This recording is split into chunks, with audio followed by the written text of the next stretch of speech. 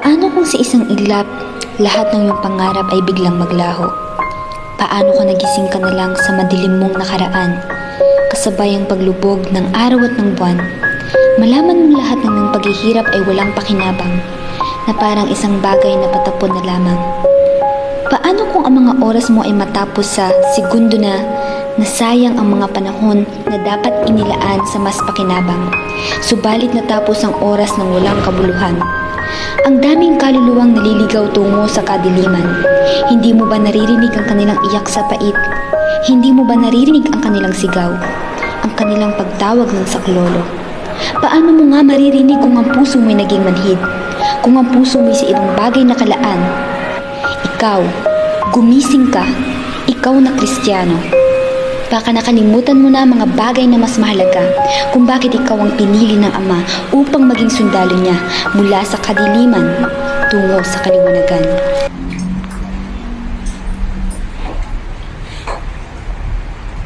Bakit hindi ka pa natutulog? Ano bang binabasa mo? So teach us to number our days, that we apply our hearts unto wisdom. Palagi mong sinasaulo ang verse na yan. Halos pati ako masaulo ko na. What if nakikita natin ang mga araw natin? Ano ibig mo sabihin? I mean, what if nakikita natin ang orasan natin buhay? What if nakikita natin kung hanggang kailan tayo mabubuhay? Bakit mo iniisip ang mga bagay na yan? Mga bagay na hindi naman mangyayari. Kung sakaling mangyari yan, kung sakaling nakikita natin ang orasan natin mabuhay, saan ka pupunta? Ano ang iyong gagawin? Ano-ano ang mga gusto mong makuha? At sino ang gusto mong makita? Sa daang-daang pangarap, alin ang gusto mong makuha? Ang ibig sabihin lang yan, maikli ang buhay ng tao. Kaya dapat hindi siya nagsasayang ng panahon at oras. Kaya dapat may plano ka sa buhay mo. Kasi hindi mo naman alam kung hanggang kailan ka tatakbo. Seek ye first the kingdom of God and His righteousness, and all these things shall be added unto you. Sa dami-dami plano ng mga tao ngayon, gusto nila mag-level up at mag-upgrade sa kanilang profession, sa school. Pero, ang sabi ng Panginoon, hindi ako kasali. God gave us a lot of time, but we never set a time for Him. Even with our plans and goals, hindi natin siya naisasama. Alam mo, matulog ka na, inaantok ka lang. Sige, good luck.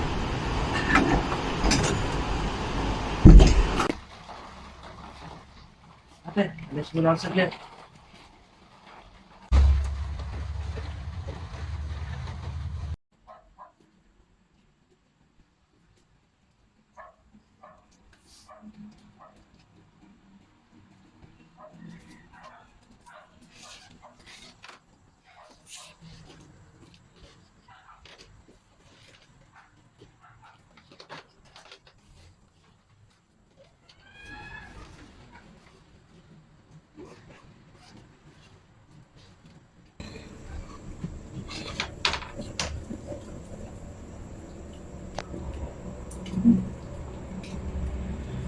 Oh, Ben. Si Kuya Lex po, Ha?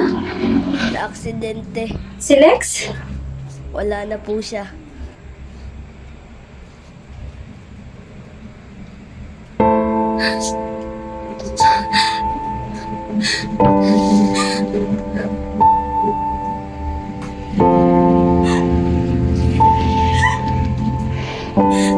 Bakit? Bakit? Anong dahilan? Bakit? Anong dahilan? Bakit?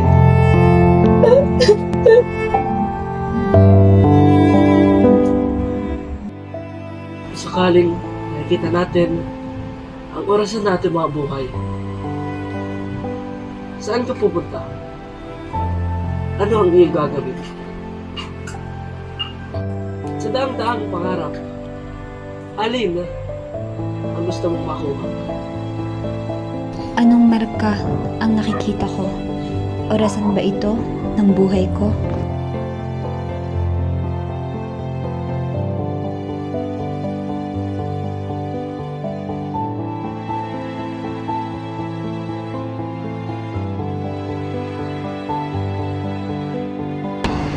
Ano? Si nanay?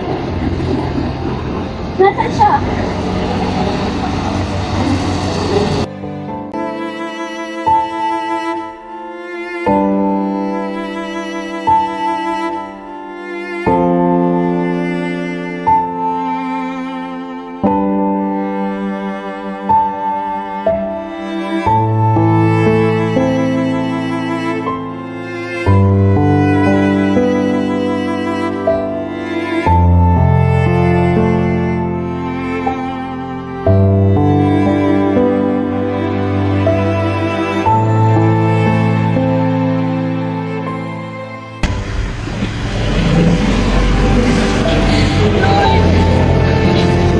Lord, just give me one last chance.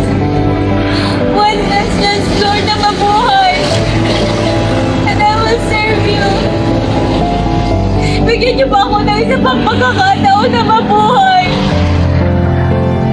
Please, Lord, nagmamakaawa po ako sa inyo. Bigyan niyo pa po ako ng isa pang pagkakataon na mabuhay.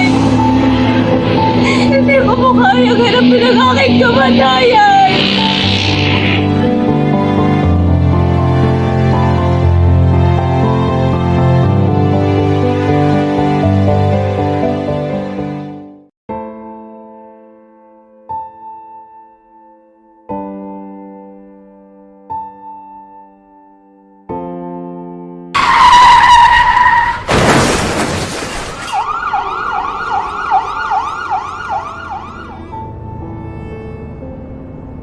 Bumangon ka mula sa iyong pagkakahimbing.